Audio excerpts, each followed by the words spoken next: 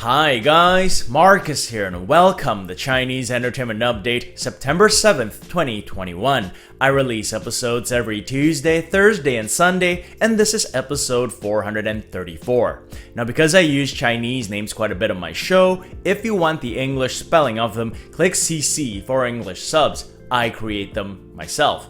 In today's episode, Luhan cuts ties with a European luxury brand. Nic Tse renounces his Canadian citizenship. Is Jet Li next on the cancellation chopping board? And my final thoughts on The Ideal City. But first, here's what's recently premiered. Forever and Ever is a modern drama starring Ellen Ren and Bai Lu, and it premiered yesterday, September 6th. Forever and Ever is the sequel to One and Only, which recently ended its run, in that he was a general and she was a noble who was appointed crown princess since birth. Fast forward 1,000 years and they're both reincarnated. He's now a chemistry professor and she a voice actor. They meet by chance at an airport, and after a series of events in their personal lives, he proposes to her. However, just as things start to look rosy, tragedy hits, and the strength of their love is put to the test. Forever and Ever is slated for 30 episodes and is available on iq.com with English subs. Detective A&B is a modern crime drama starring Lin Yusheng and Liu Yitong, and it premiered earlier today. The drama follows a rookie cop who goes undercover without the knowledge of the deputy captain of the police force.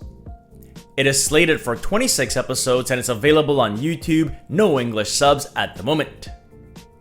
Jun Jiuling is a costume drama starring Peng Xiaoran and Jing Han, and it premiered earlier today as well. Peng Xiaoran plays a princess who seeks vengeance for the assassination of her father, the former crown prince. While on her mission, she gets entangled with 3 different men, including a duke's son played by Jing Han. The drama is slated for 40 episodes and is available on YouTube with English subs. And that's it for what's recently premiered. Moving on, here's what's made headlines in celebrity news.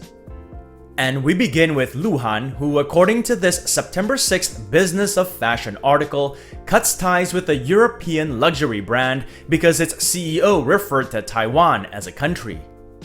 Luhan was part of the boy band EXO with Chris Wu and Huang Zitao. Since leaving the boy band in 2014, he's done his share of dramas and movies.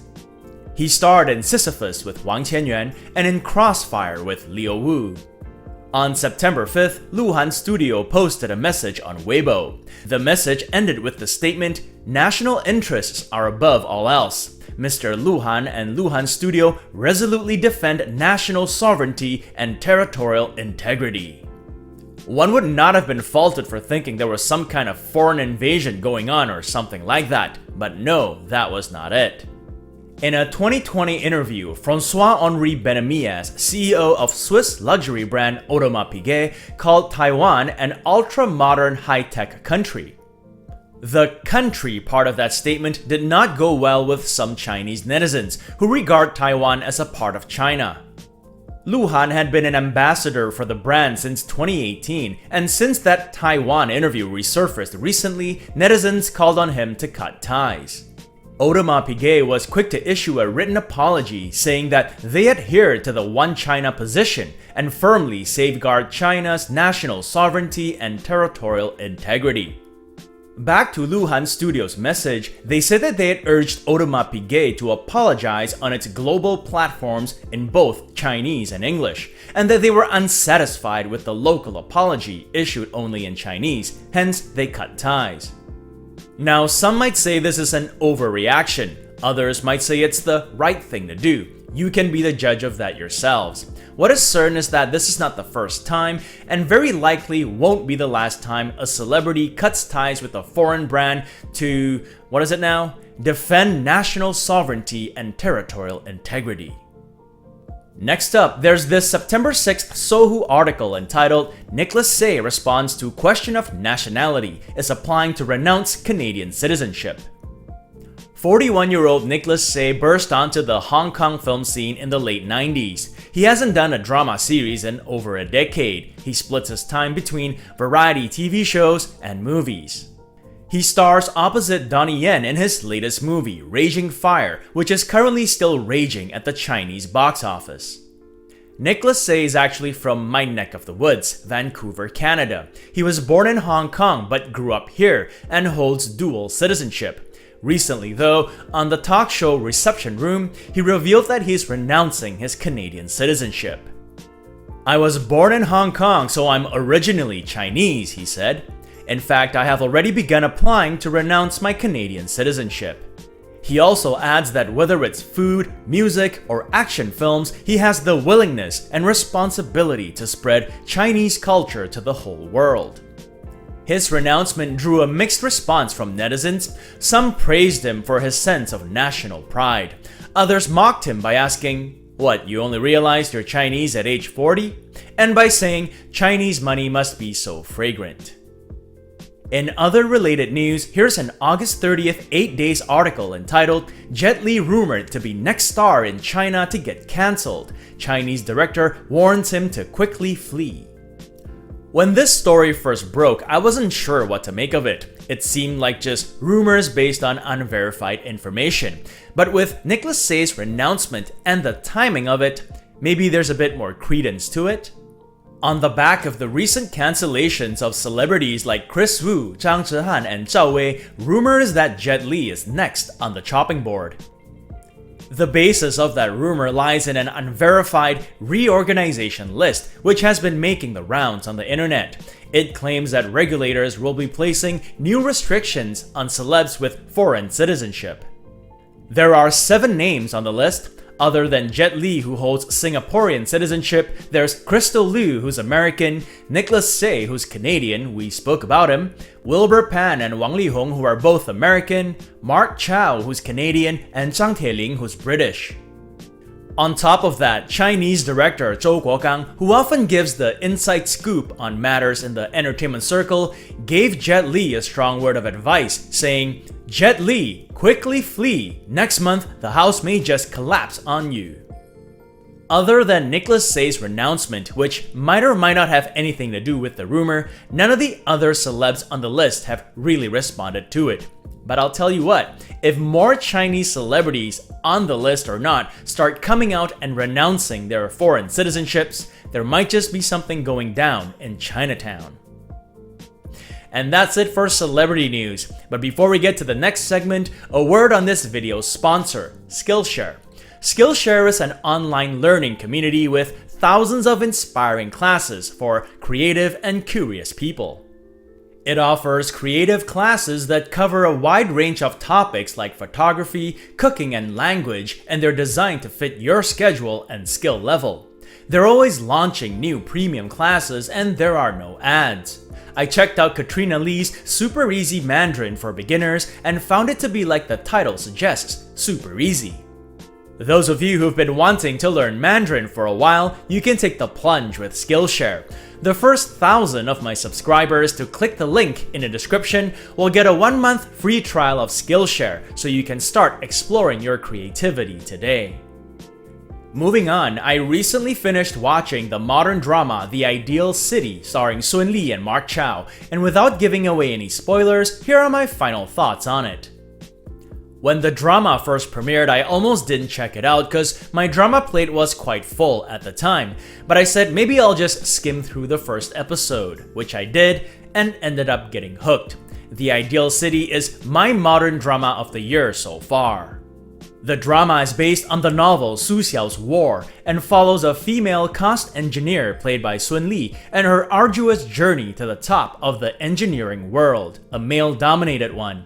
Mark Chow plays a brilliant economist who seems to always have a plan that no one can figure out. To date, the drama has an average 7.6 rating from just over 66,000 ratings on Douban. Of course, since this is my modern drama of the year so far, I highly recommend it. But if you're gonna check it out, you should know that it's not a romance-heavy drama. It has elements of romance, but that takes a backseat to the corporate drama. In fact, not just a backseat, it's like way back in the trunk. Anyway, as with any drama that I finish watching, I'll give my final thoughts on The Ideal City by saying some of what I liked about it and some of what I didn't. Here's some of what I liked about it. 1. The acting. I'm consolidating all the actors' performances into one here, but individually they were all magnificent. Sun Li is a master at her craft. She goes through a range of emotions throughout the drama and hits them all perfectly. As an audience member, I never feel cheated when I watch her perform. Mark Chow doesn't go through as wide a range of emotions, but he still embodies his never panic character very well. Yu Hewei as the chairman, Gao Ye as the best friend, and Li Chuanying as the uncle, they were all fantastic. 2. The story. I personally enjoyed much of that corporate drama I mentioned earlier.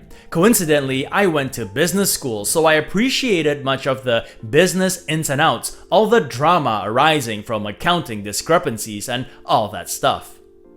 3. The lack of cliché and recycled plot devices. If there were any, they were minor ones that I didn't notice. And lastly, and I say this one all the time, but it's always worth mentioning, no overdubbing. Always nice to be able to hear the actors' voices instead of some dubbing artists. Here's some of what I didn't like about it. 1. I found one thing about Sun Li's character's personality frustrating. Like, if you know your boss thinks very highly of you, and you know that your supervisor is trying to sabotage your job, wouldn't you go to your boss and at least let him or her know about it? I know I would. Sun Li's character was reluctant to do that, even though she had many chances to, and I found that kind of frustrating. 2. I didn't like the way things ended between Hong Mei and her boyfriend. And I'll just leave it at that, don't want to give too much away. In conclusion, I'll just reiterate that I highly recommend The Ideal City as long as you're not expecting something that's romance heavy. And if I had to rate it, would give it at least a full point higher than its Douban rating, 8.6 for me. And on that note, it's Tuesday today, so it's time for another segment of Where's Marcus At? So the title of the segment doesn't refer to where I'm at physically, it refers to where I'm at in the dramas I'm following. I'm currently following only one drama. I'm on episode 26 of Song of Youth starring Bai Lu and Wang Yizhe. I've gone from really liking this drama to being kind of bored with it, and now I'm somewhere in the middle. I'm following the drama on YouTube where it's available with English subs. And that's been another segment of Where's Marcus At? It also brings us to the end of this episode. If you want to check out the Word of Honor t-shirt or other Chinese drama merchandise, there's a link to it in the description below. And this show would not be possible without you guys tuning in, so I thank you all for your support. If you enjoyed it, do subscribe, and don't forget to hit that notification button for more updates. If you'd like to contribute, check out my Patreon page, where for $1 or more a month, you'll have access to perks like recaps, requests, and have your questions answered. So stay safe, and as always, I wish you clear blue skies, good health, and happiness. Until next time, cheers!